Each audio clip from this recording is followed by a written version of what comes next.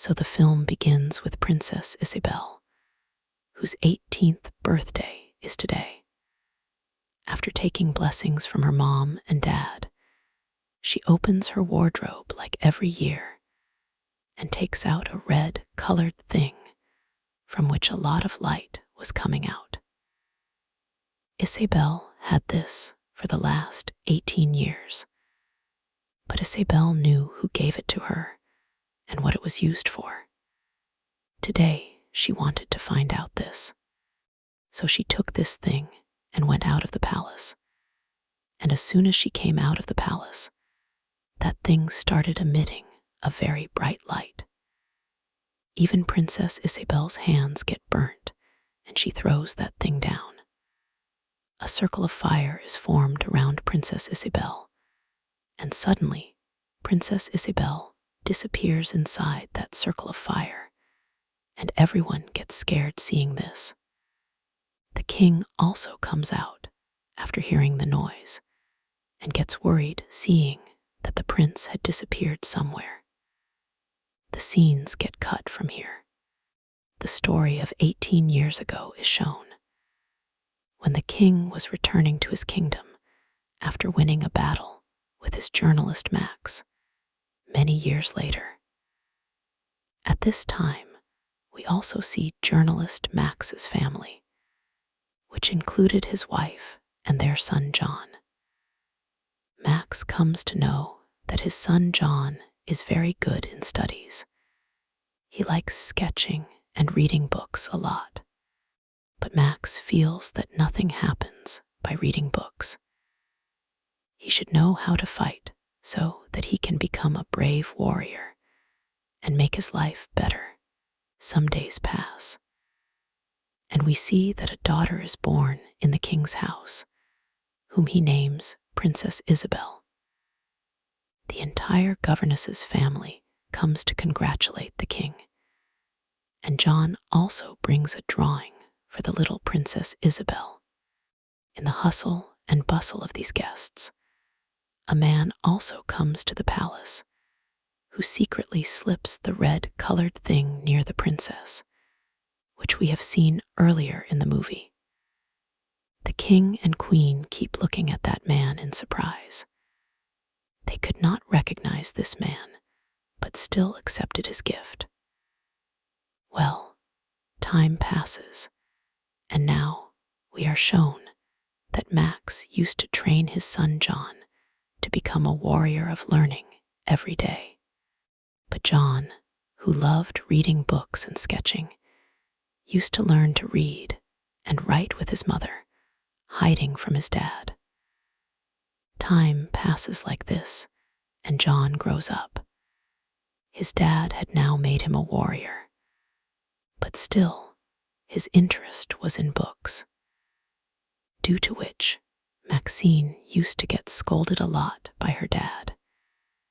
Here Princess Isabel's 18th birthday also comes, and the same scene is shown from where the movie started, when she comes out of the palace with a red-colored thing, then suddenly disappears inside the circle of fire.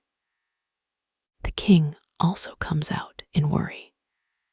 He sees that only the princess' crown was left inside the circle of fire.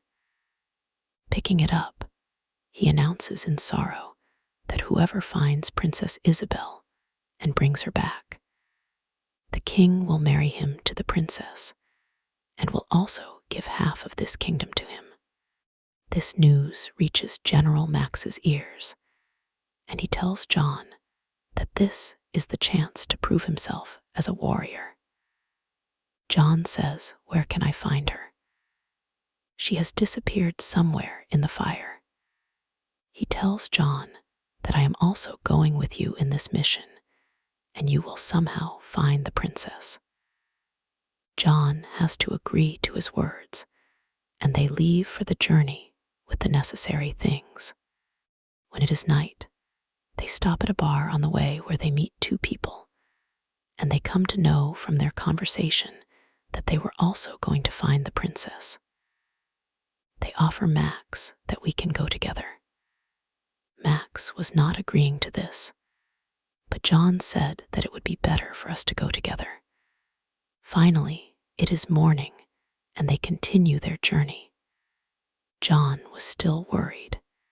He asks everyone that the world is so big. Where should we find the princess?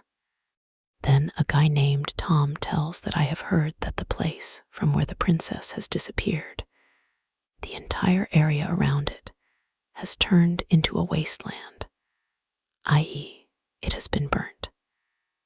Hearing this, John remembers a place which he had read about in books.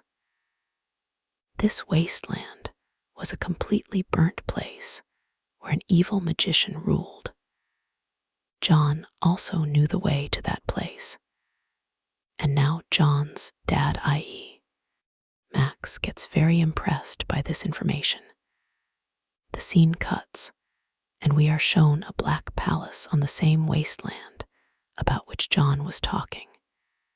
Here we are also shown the evil magician who kidnapped Isabel. At this time, Isabel was standing in front of him, and the magician was telling her about his evil intentions, that I want to marry you. The magician was very clever. He tells that 18 years ago I had placed this magical stone with you because I wanted to marry you since then. Today you have turned 18 years old. Now I can marry you. But Princess Isabel says I will not marry you. You will not succeed in your evil intentions. The magician says that by taking such a decision you will be at a loss. Look, marry me. I will never die and will always remain young because I have a magic with which I can always remain alive and young. With the same magic, I will always keep you alive and young and very happy too. But Isabel still refuses. Then the magician angrily says that until your refusal turns into a yes, you will remain in my captivity. Here he calls a man named Bona and imprisons Princess Isabel, and himself disappears in the burning fire here. That Bona was taking Isabel to imprison her. At this time, he tells Isabel that I don't want to do this with you, but I am helpless. Isabel says, what kind of helplessness? So the boy tells that actually I was born in Bono's family, but I was born a big man. That's why Bono didn't accept me. He didn't love me. Then I came to the magician. The magician told me that he can give me Bono's life and glory again. But the magician had put a condition that I should sign a contract because I was not educated. So I put my thumb impression on that contract with my blood, and later I came to know that under this contract, the magician has made me his slave for the next 100 years. He tells her that because of this contract, or say, because of the curse, I can't even go out of this wasteland. The scene cuts, and now we are again shown Max's group, where these four were talking that when we get the princess, then we will divide the entire kingdom received as a reward among ourselves. In this way, it becomes evening, and they sit by lighting a fire at one place. In the morning, they continue their journey. So now they face wild robbers, seeing whom everyone gets scared, but not Max, because Max was a very brave soldier and warrior. Fighting with so many people was a common thing for him. He had knocked down 3 people at a time. Even if someone attacked him with 3 swords, he would have driven them away with each of his swords. When everyone falls down after getting beaten, the leader of the robbers apologizes to Armis. Continuing their journey, they cross a river and finally reach Baseland. After reaching here, people see that it was so hot here that even their water had turned into sand. John tells that this place is karst because only the water of karst, i.e. cursed place, can turn into sand. Otherwise, water never turns. Finally, now they also find that palace which belonged to that magician. Well, they did not know that the princess was here, but they now come inside the palace. This palace was very big. To see the whole palace, John says that we all have to go in different directions. John himself goes towards the upper tower, and there he meets Princess Isabel. Seeing him, the princess asks, "Who are you?" Then John tells that I am John, son of General Max. John tells that I have come here to free you. As soon as he says this, when he tries to break the locks here, the locks do not break, and the princess tells him that there is an effect of the black magic of the magician here, and these locks will be broken only with the will of the magician, or will break only when the curse of the magician ends. Now John, after hearing this, says that you wait for me. I will definitely come again to save you. Here now we are shown the remaining 3 people for whom this palace had become like a maze due to the magician's magic. These people used to come to the same room of the magician after roaming around where the magician had met the princess. In a short while, John also comes to them. Before they could talk, another door opens and Bona comes to them. He asks, "What are you all doing here?" They were about to answer his question when the magician also came here. They told the magician that they have come here to find the princess. The magician laughed and told that the princess is with me, but there is a condition to free her. He tells the name of a kingdom and says that whoever brings her locket to me from the magician of that kingdom, I will hand over the princess to him. Max says, "Why is it better than working so hard? Why don't we kill them and take the princess from here?" The magician says, "Fulfill this desire of yours too." So Max first calls John forward. John had just swung his sword. The magician threw him away with his magic stick. Then Max himself tried to kill him. He attacks the magician, but the magician throws him away too.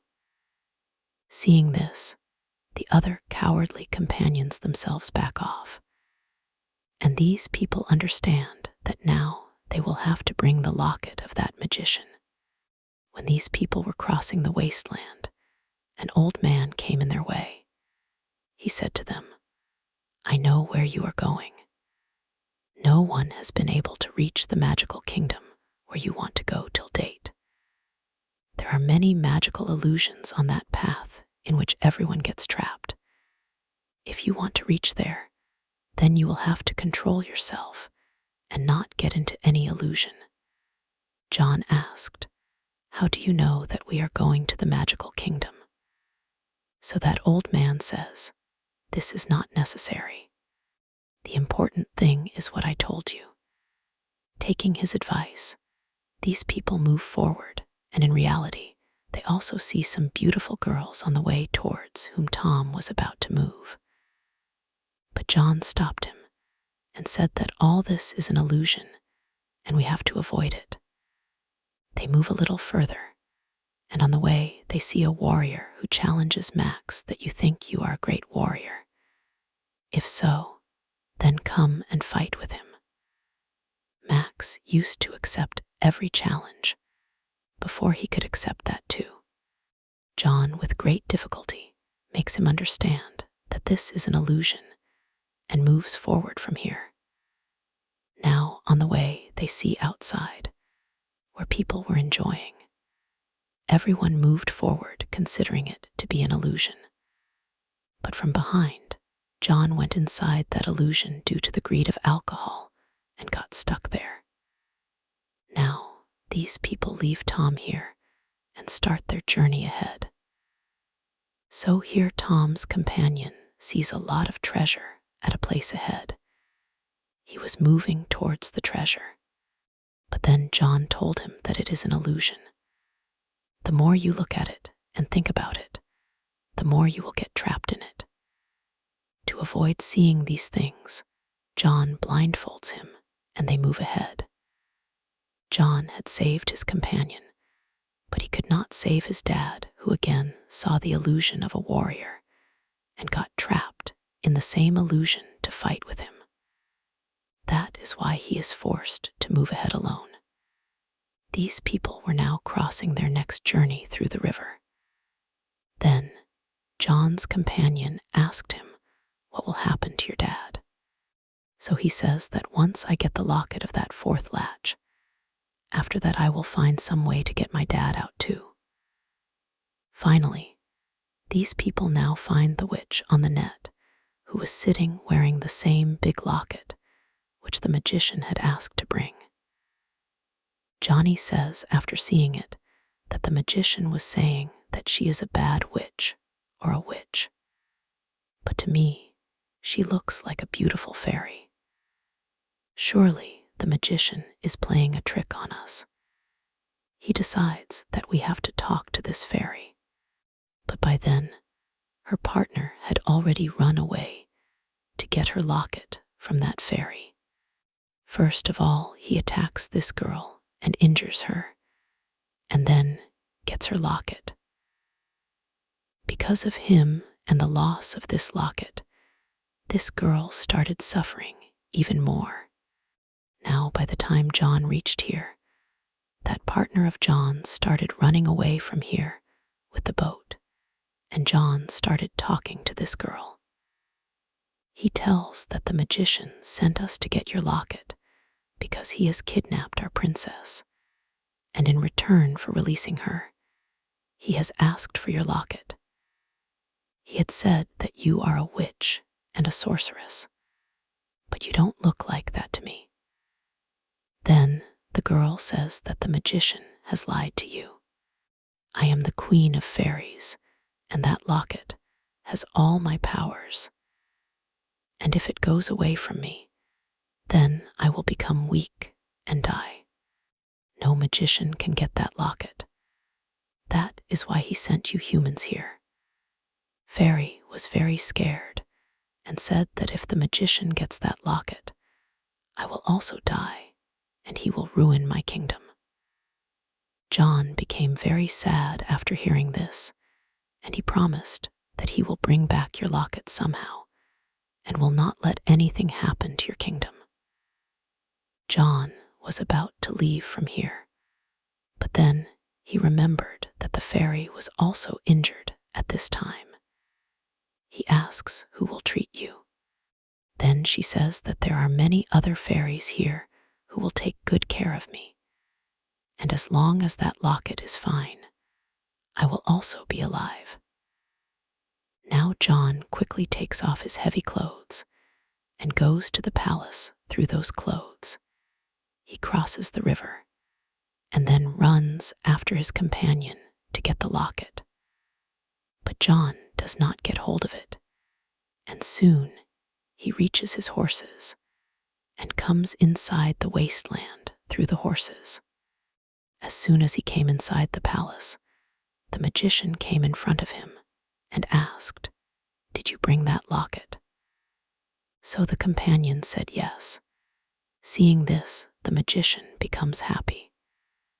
The man says that before giving this locket, you hand over the princess to me, and the magician brings the princess here as per his request.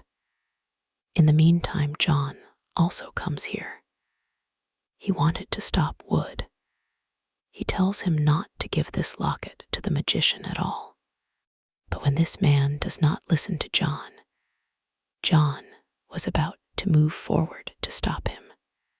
But before that, this magician created a circle of fire around him from where he could not escape. Now, when that man was trying to catch this rocket magician, the magician was not able to catch him due to the